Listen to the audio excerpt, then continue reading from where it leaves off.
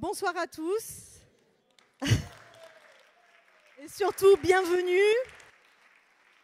Je suis ravie de vous accueillir cette année à Lisle-sur-la-Sorgue dans ma région Provence-Alpes-Côte d'Azur, qui est un petit pays de la taille de la Belgique avec la population de la Belgique, mais 1000 km de côte. Alors ça sera pour cette année notre guide Aile du Sud parce que je crois que tout le monde maintenant a donné ce nom. Je suis désolée, monsieur le maire, à votre commune. Alors, monsieur le maire, Pierre Gonzalez, je vous invite à monter sur scène. J'invite aussi Sylvie Viala, conseillère régionale Provence-Alpes-Côte d'Azur et présidente du MoDem 84.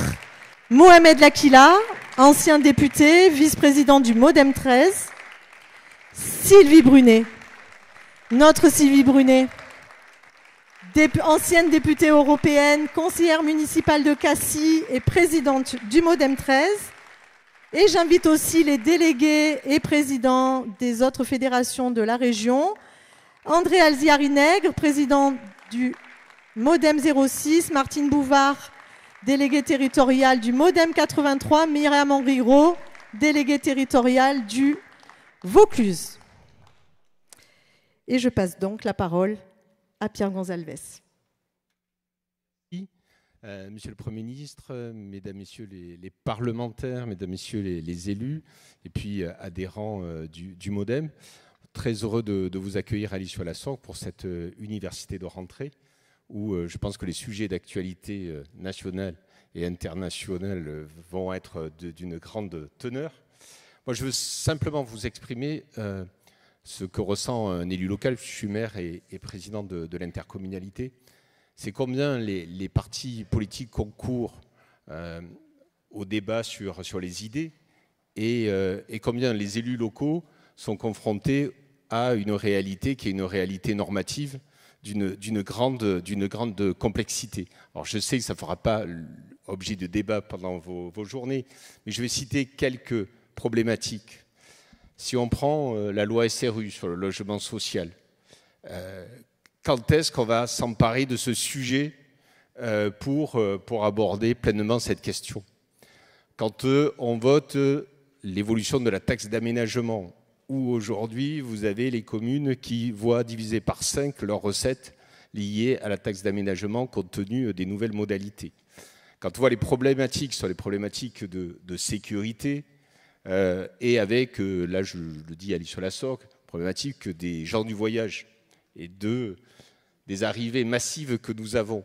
Lorsque nous avons des problématiques de mer avec les épiceries de nuit, comment gérons-nous cela?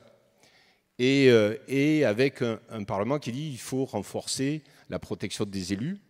Oui, il faut renforcer la protection des élus, mais peut-être aussi, quelquefois, l'État pourrait se substituer via les préfets sur des arrêtés qui sont pris normalement par les maires pour protéger les maires.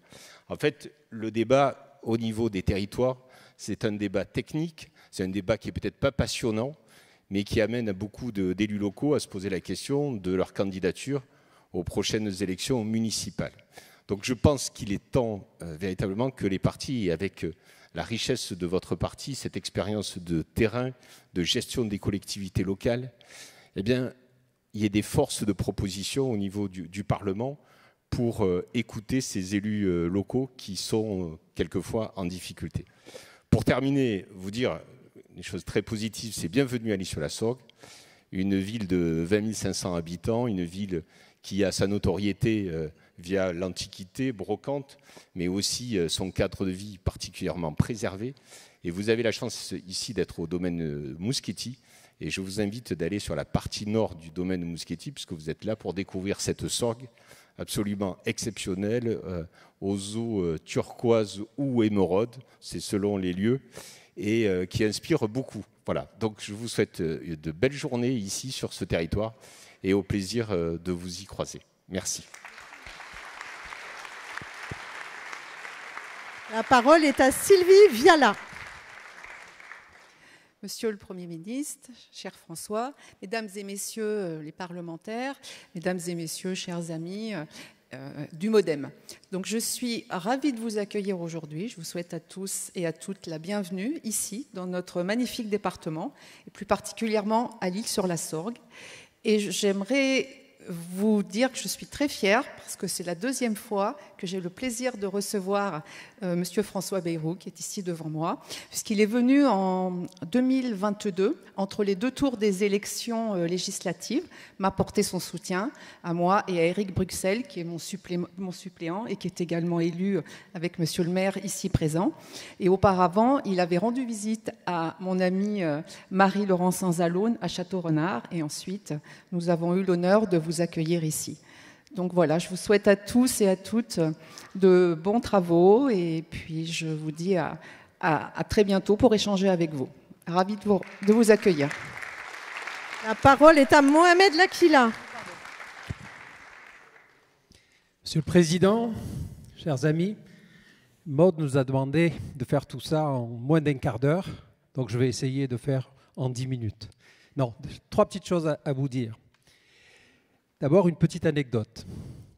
Je garde un souvenir amusant de toute ma première université. J'avais tellement peur de rater finalement la navette depuis la gare que je suis arrivé 1 heure trop tôt. Et résultat, mon premier café, je l'ai partagé avec le chauffeur. Donc vous voyez qu'ici, les rencontres commencent avant même les débats. Ces universités, c'est une vraie école. Mais aussi cette photo de famille qu'on prendra tous à la fin avec François, parfois un peu chaotique quand même, mais au final, cette photo illustre parfaitement notre diversité, notre énergie et surtout notre unité. Et enfin, je vais faire quand même la publicité pour moi-même, un rendez-vous essentiel pour les candidats aux prochaines élections municipales. L'atelier que j'animerai avec plaisir avec Marie-Hélène Millet sur les comptes de campagne, parce qu'avant les projets, il y a une règle de base, être transparent, irréprochable et respecter la loi. Je vous souhaite à toutes et à tous un excellent week-end de travail, avant tout, de débat et de convivialité. Je vous remercie. Et un tonnerre d'applaudissements pour Sylvie Brunet.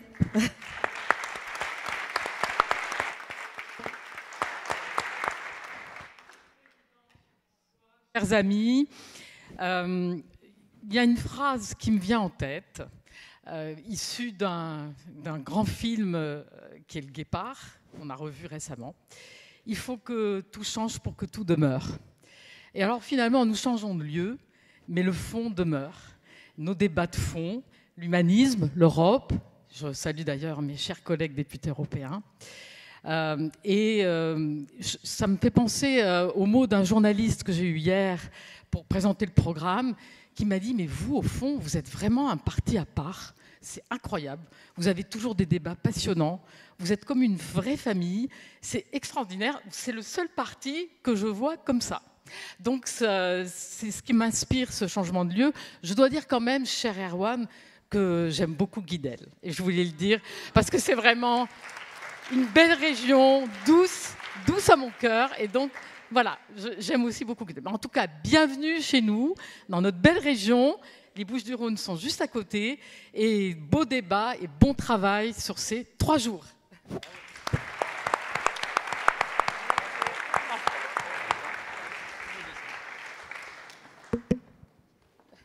Jusqu'en 1793, l'Isle-sur-la-Sorgue appartenait au département des Bouches-du-Rhône, donc on n'est vraiment pas loin. Parce que le Vaucluse n'existait pas.